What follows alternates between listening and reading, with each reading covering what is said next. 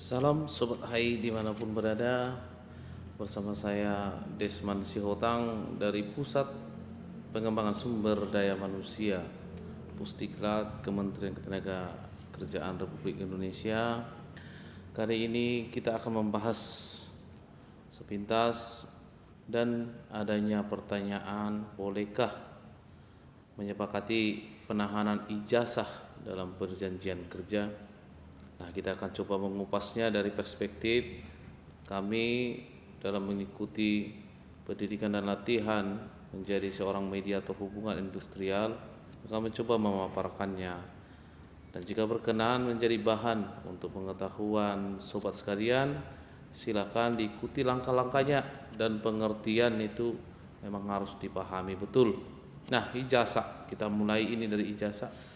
Peraturan Menteri Pendidikan dan Ristek Republik Indonesia itu melalui Peraturan Permendiknas nomor 6 tahun 2022 menyebutkan definisi ijazah itu adalah dokumen yang diberikan kepada lulusan pendidikan akademik dan pendidikan vokasi sebagai pengakuan terhadap prestasi belajar dan atau program studi terakreditasi yang pernah diikutinya.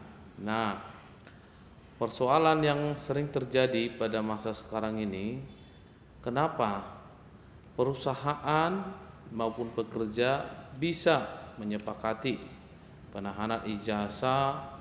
Nah, ini yang paling penting, harus dituangkan dalam perjanjian kerjanya.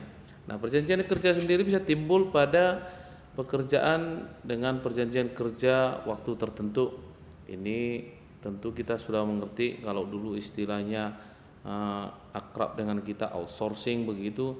Namun oleh PP 35 tahun 2021 ini sifat-sifat pekerjaan yang perjanjian kerja waktu tertentu bisa kita dalami di sana antara pekerja dan pemberi kerja. Dalam hal ini perusahaan mengadakan hubungan kerja tertentu untuk pekerjaan tertentu saja, begitu dia.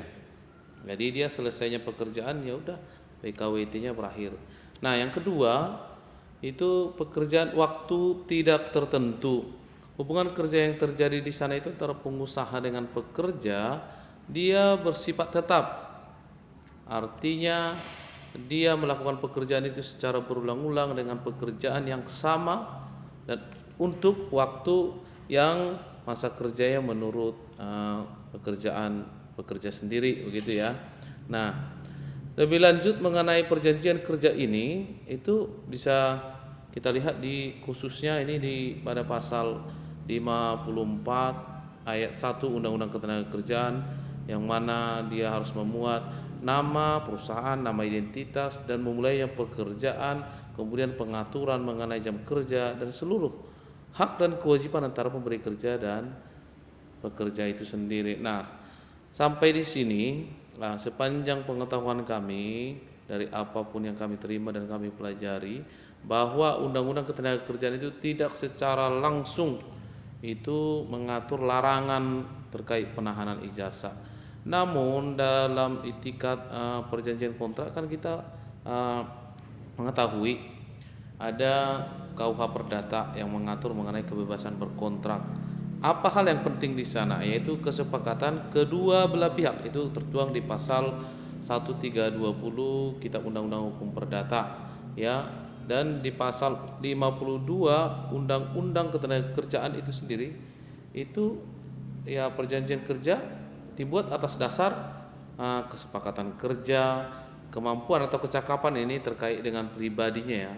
Kemudian adanya pekerjaan yang diperjanjikan. Jangan lupa, nggak boleh membuat perjanjian kerja itu kalau nggak ada perjanjian kerja yang harus dilakukan.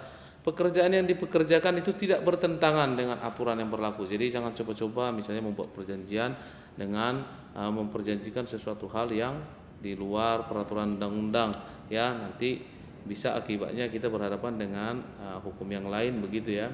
Nah, atas dasar itu, kebebasan berkontrak dan dengan itikat baik, kemudian tidak bertentangan dengan undang-undang, kemudian adanya kesepakatan para pihak, baik dia pemberi kerja maupun pekerjanya sendiri. Nah, di situ bisa disepakati kenapa harus dilakukan penahanan ijazah begitu ya.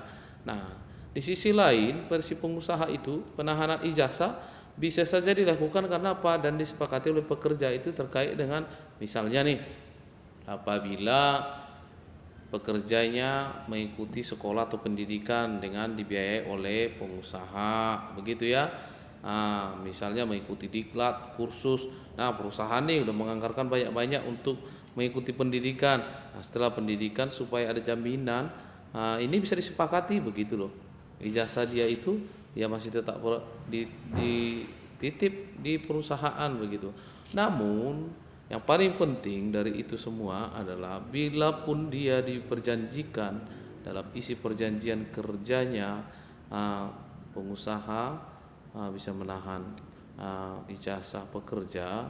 Namun yang paling penting pada saat ikatan perjanjian kerja antara pemberi kerja dengan pekerja sendiri harus disepakati juga bahwa bila mana berakhir perjanjian kerjanya atau hubungan kerjanya ya ijazah tadi harus kembali kepada pemiliknya. Nah, sampai di sini mungkin hal-hal yang perlu dan sangat penting dibuat dalam perjanjian kerja. Intinya kalau misalnya mau mengikuti aturan perusahaan ya ataupun perjanjian kerja bersama itu dibaca dulu tuh detail.